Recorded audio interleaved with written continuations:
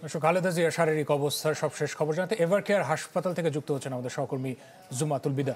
বিদা, আমরা জেনেছি যে তার শারীরিক অবস্থা বেশ খারাপ, বিদেশে নেওয়ার মতো অবস্থা এখন আর নেই। এই মুহূর্তে ডক্টরদের ভাষ্য যদি আপনি জানাতেন যে তার শারীরিক অবস্থা এখন কেমন, আর নেতাকর্মীরা এসেছেন কিনা, কারা কারা এসেছেন এভারকেয়ারে?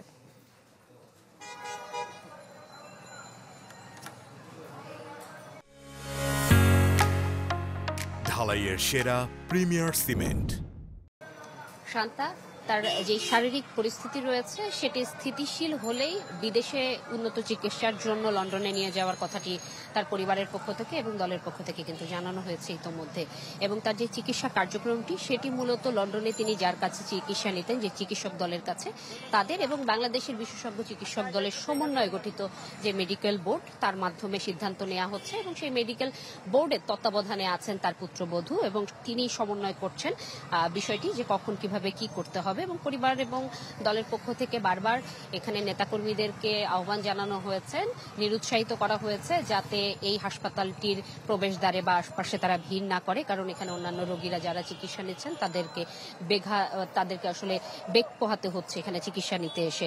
এরপরও আসলে ঢাকা সহ ঢাকার আশপাশের বিভিন্ন এলাকা থেকে সাধারণ মানুষ এবং নেতাকর্মীরা আসছেন তার সর্বশেষ শারীরিক পরিস্থিতি কি রয়েছে সেটা জানার জন্য। এবং নেতাকর্মী থেকে শুরু করে বিভিন্ন রাজনৈতিক দলের যেই বলা চলে যে সদস্যরা রয়েছেন তারাও সকাল থেকে এসেছেন এখানে চিকিৎসকদের সাথে আসলে কথা বলার চেষ্টা করেছেন।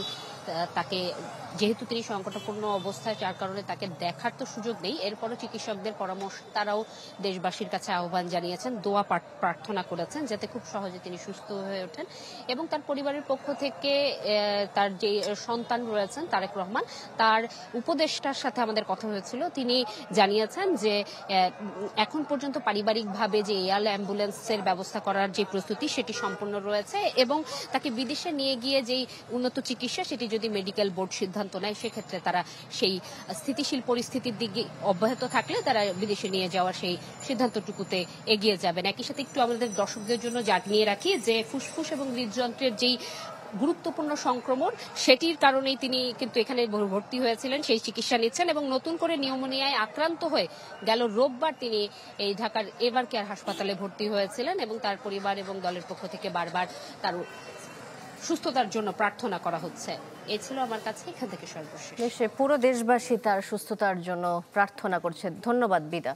জুমাতুল বিদা এভারকেয়ার হাসপাতাল থেকে যুক্ত হয়েছিলেন বেগম জিয়ার সবশেষ শারীরিক অবস্থা জানাতে।